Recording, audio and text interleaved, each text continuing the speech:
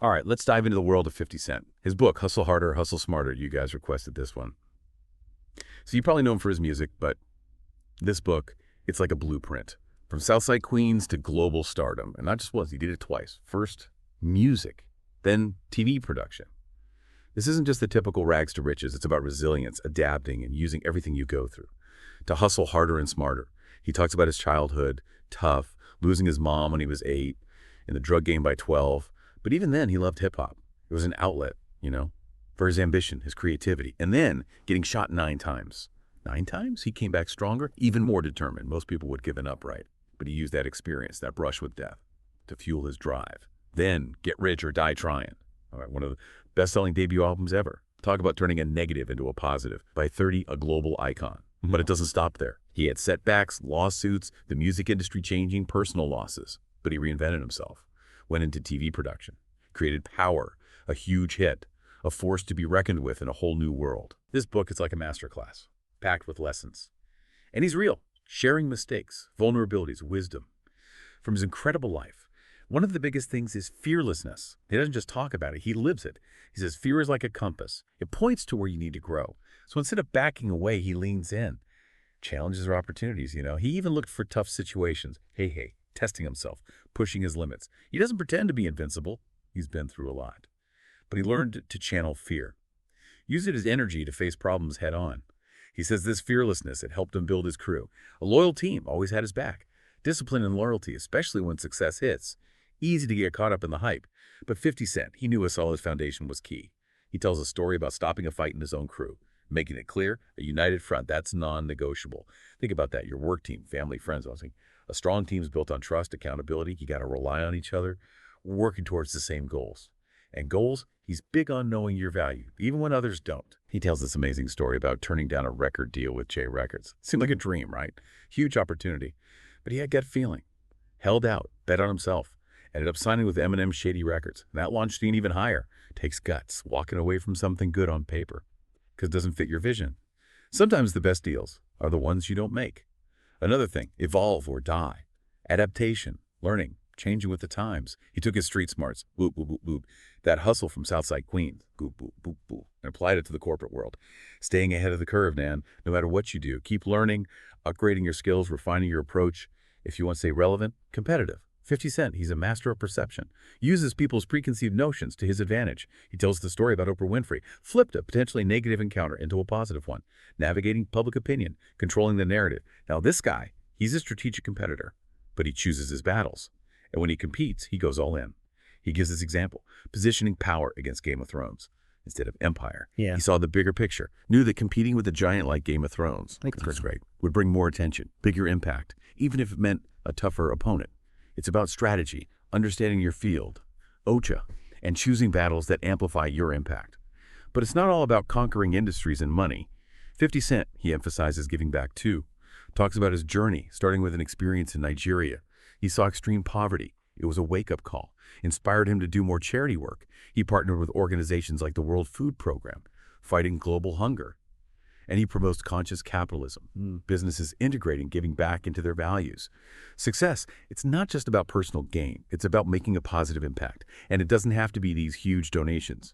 50 Cent believes that everyone can give back in their own way, right?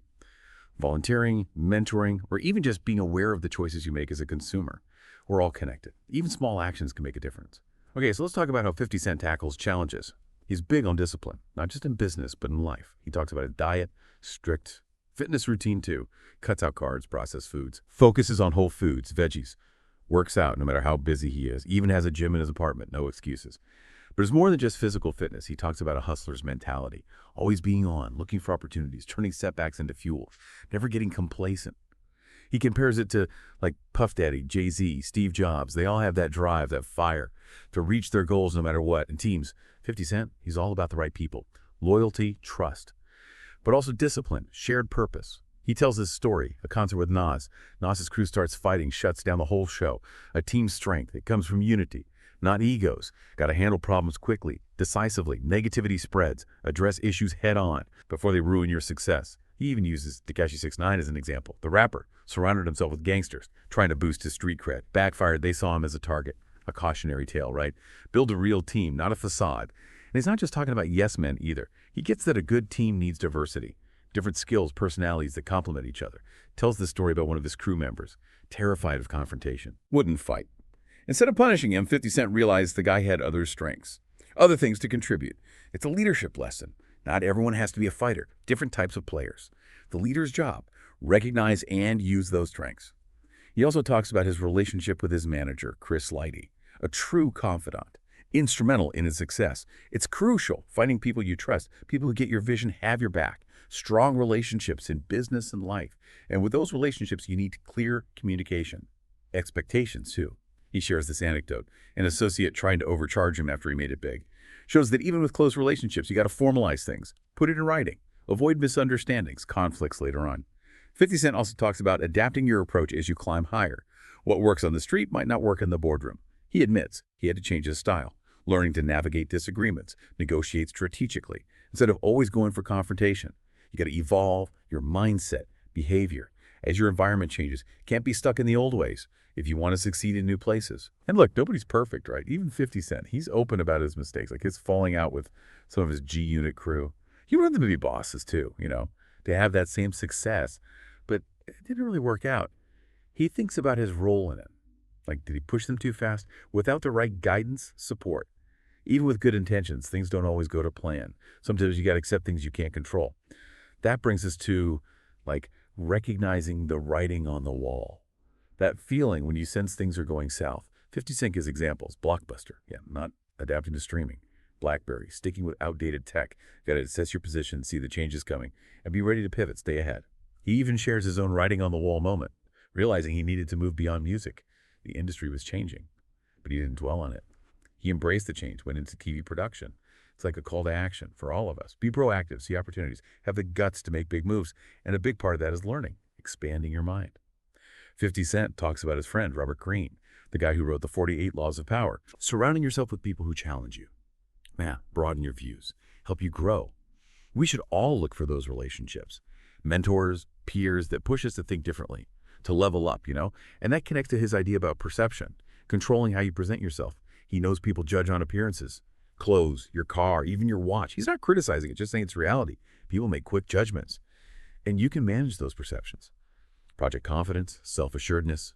He uses the example of Bernie Madoff, how he used this "I don't need it" attitude to get people into his Ponzi scheme. Madoff would actually turn down investors, making them feel like they were missing out, creating that sense of scarcity desire, and it drew them in. It's interesting, the psychology of persuasion, how you can use cues, presentation to shape people's views of you. Now, when 50 Cent talks about competition, it's not about beating everyone. He believes in choosing your opponents carefully. Find competition that elevates you, even if it means going up against the big players. Remember that Power versus Game of Thrones strategy. Perfect example. He saw the bigger picture, the potential for more recognition by competing at a higher level, strategic positioning, understanding your industry, choosing battles that make a bigger impact. And finally, 50 Cent ends the book talking about giving back. He goes back to his experience in Nigeria, seeing that extreme poverty firsthand. It was a turning point for him. He got more into philanthropy, working with groups like the World Food Program to fight hunger. He pushes for conscious capitalism, where successful people and companies make giving back a core value. He challenges the idea that success is just about money, encourages us to have a bigger view, one that includes making positive impact on the world.